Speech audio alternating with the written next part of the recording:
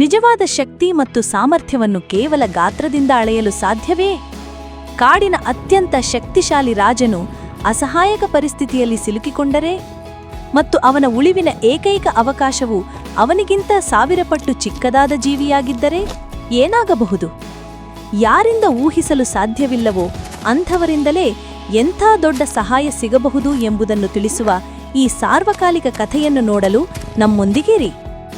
ಒಂದು ದಟ್ಟವಾದ ಕಾಡಿನಲ್ಲಿ ಕೇಸರಿ ಎಂಬ ಬಲಿಷ್ಠ ಸಿಂಹವಿತ್ತು.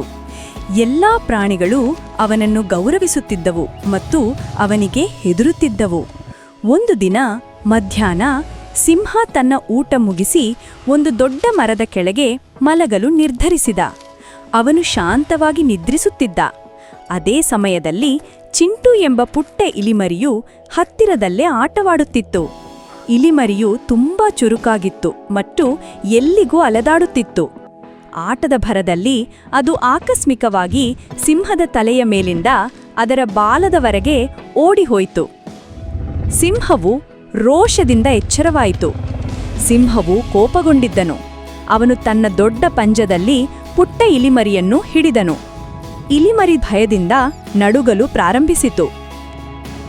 ರಾಜನ ನಿದ್ರೆಗೆ ಭಂಗ ತರಲು ನಿನಗೆ ಎಷ್ಟು ಧೈರ್ಯ ಎಂದು ಸಿಂಹ ಘರ್ಜಿಸಿತು. ನಾನು ನಿನ್ನನ್ನು ಈಗಲೇ ತಿಂದುಬಿಡುತ್ತೇನೆ. ಪುಟ್ಟ ಇಲಿಮರಿ ಕಣ್ಣೀರಿನಿಂದ, ಓ ಮಹಾಸಿಂಹರಾಜ, ದಯವಿಟ್ಟು ನನ್ನನ್ನು ಕ್ಷಮಿಸಿ. ನನ್ನಿಂದ ತಪ್ಪಾಯಿತು. ನನ್ನನ್ನು ಬಿಟ್ಟುಬಿಟ್ಟರೆ ನಾನು ಎಂದೆಂದಿಗೂ ನಿಮ್ಮ ಋಣಿಯಾಗಿರುತ್ತೇನೆ ಮತ್ತು ಒಂದು ದಿನ ನಾನು ನಿಮಗೆ ಸಹಾಯ ಮಾಡುತ್ತೇನೆ ಎಂದು ಮಾತು ನೀಡುತ್ತೇನೆ ಎಂದು ಬೇಡಿಕೊಂಡಿತು. ಸಿಂಹವು ಪುಟ್ಟ ಇಲಿಮರಿಯನ್ನು ನೋಡಿ ನಕ್ಕು. ಈ ಚಿಕ್ಕ ಪ್ರಾಣಿ ತನಗೆ ಸಹಾಯ ಮಾಡುತ್ತದೆ ಎಂಬ ಕಲ್ಪನೆ ಅವನಿಗೆ ತಮಾಷೆಯಾಗಿ ಕಂಡಿತು. ಅವನು ನಗುತ್ತಾ, ಹೋಗು ಪುಟ್ಟ ಇಲಿ ಎಂದು ತನ್ನ ಪಂಜವನ್ನು ತೆರೆದನು. ಇಲಿಮರಿ ಕೃತಜ್ಞತೆಯಿಂದ ಬೇಗನೆ ಓಡಿ ಹೋಯಿತು. ಕೆಲವು ದಿನಗಳ ನಂತರ ಕೆಲವು ಬೇಟೆಗಾರರು ಕಾಡಿಗೆ ಬಂದರು. ಅವರು ಸಿಂಹವನ್ನು ಹಿಡಿಯಲು ಒಂದು ಬಲಿಷ್ಠ ಬಲೆ ಹಾಕಿದರು. ಸಿಂಹವು ಅವರ ಬಲೆಗೆ ಸಿಕ್ಕಿಬಿತ್ತು. ಸಿಂಹವು ತನ್ನೆಲ್ಲಾ ಶಕ್ತಿಯಿಂದ ಘರ್ಜಿಸಿತು. ಆದರೆ ಹಗ್ಗಗಳು ತುಂಬಾ ಬಲವಾಗಿದ್ದವು. ಅವನು ಬಲೆಯನ್ನು ಹರಿಯಲು ಪ್ರಯತ್ನಿಸಿದನು. ಆದರೆ ಅವನು ಹೆಚ್ಚು ಹೋರಾಡಿದಷ್ಟು ಬಲೆ ಬಿಗಿಯಾಯಿತು. ಇತರ ಪ್ರಾಣಿಗಳು ಅವನ ಘರ್ಜನೆಯನ್ನು ಕೇಳಿದವು. ಆದರೆ ಅವರು ಹತ್ತಿರ ಬರಲು ತುಂಬಾ ಭಯಪಟ್ಟರು. ಪುಟ್ಟ ಇಲಿಮರಿ ತನ್ನ ಮನೆಯ ಬಳಿ ಆಟವಾಡುತ್ತಿದ್ದಾಗ ಸಿಂಹದ ಪರಿಚಿತ ಘರ್ಜನೆಯನ್ನು ಕೇಳಿಸಿತು. ಆದರೆ ಈ ಬಾರಿ ಅದು ದುಃಖ ಮತ್ತು ಭಯದಿಂದ ಕೂಡಿತ್ತು.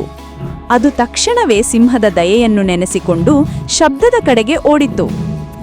ಇಲಿಮರಿ ಬಂದಾಗ ಸಿಂಹವು ಬಲಿಷ್ಠ ಬಲೆಯಲ್ಲಿ ಸಿಕ್ಕಾಕಿಕೊಂಡಿರುವುದನ್ನು ಕಂಡಿತು. ಚಿಂತೆ ಮಾಡಬೇಡಿ ಮಹಾರಾಜ ಎಂದು ಇಲಿಮರಿ ಕೂಗಿತು. ನಾನು ನಿಮಗೆ ಸಹಾಯ ಮಾಡುತ್ತೇನೆ ಎಂದು ಕೂಗಿತು. ಸಿಂಹಕ್ಕೆ ಆಶ್ಚರ್ಯವಾಯಿತು. ಈ ಪುಟ್ಟ ಇಲಿ ತನಗೆ ಸಹಾಯ ಮಾಡಲು ಬಂದಿದೆ ಎಂದು ನಂಬಲು ಸಾಧ್ಯವಾಗಲಿಲ್ಲ. ಇಲಿ ತಕ್ಷಣವೇ ತನ್ನ ಹರಿತವಾದ ಹಲ್ಲುಗಳಿಂದ ದಪ್ಪ ಹಗ್ಗಗಳನ್ನು ಕಚ್ಚಲು ಪ್ರಾರಂಭಿಸಿತು. ಅದು ಒಂದಾದ ಮೇಲೆ ಒಂದರಂತೆ ಹಗ್ಗಗಳನ್ನು ಕತ್ತರಿಸಿತು. ಸ್ವಲ್ಪ ಸಮಯದ ನಂತರ ಸಿಂಹ ತಪ್ಪಿಸಿಕೊಳ್ಳಲು ಸಾಕಷ್ಟು ದೊಡ್ಡ ರಂಧ್ರವನ್ನು ಮಾಡಿತು. ಸಿಂಹವು ಕೊನೆಗೂ ಬಲೆಯಿಂದ ಹೊರಬಂತು. ಈಗ ಅದು ಸ್ವತಂತ್ರವಾಗಿತ್ತು. ಅವನು ಪುಟ್ಟ ಇಲಿಮರಿಯನ್ನು ನೋಡಿ, ಧನ್ಯವಾದಗಳು ಪುಟ್ಟ ಗೆಳೆಯ ಎಂದು ತನ್ನ ಧ್ವನಿಯಲ್ಲಿ ಗೌರವದಿಂದ ಹೇಳಿದನು. ನಾನು ನಿನ್ನನ್ನು ನೋಡಿ ನಕ್ಕಿದ್ದಕ್ಕಾಗಿ ನನ್ನನ್ನು ಕ್ಷಮಿಸು. ನೀನು ಸರಿಯಾಗಿದ್ದೆ. ಒಂದು ಪುಟ್ಟ ಗೆಳೆಯನು ಸಹ ದೊಡ್ಡ ಸಹಾಯ ಮಾಡಬಲ್ಲ. ಆ ದಿನದಿಂದ ಸಿಂಹ ಮತ್ತು ಇಲಿ ಉತ್ತಮ ಸ್ನೇಹಿತರಾದರು ಮತ್ತು ಕಾಡಿನ ಎಲ್ಲಾ ಪ್ರಾಣಿಗಳು ಅಮೂಲ್ಯವಾದ ಪಾಠವನ್ನು ಕಲಿತವು. ಇಂತಹ ಇನ್ನಷ್ಟು ಕಥೆಗಳಿಗಾಗಿ ದಯವಿಟ್ಟು ನಮ್ಮ ಚಾನೆಲ್ ಅನ್ನು ಲೈಕ್ ಮಾಡಿ ಮತ್ತು ಸಬ್ಸ್ಕ್ರೈಬ್ ಮಾಡಿ.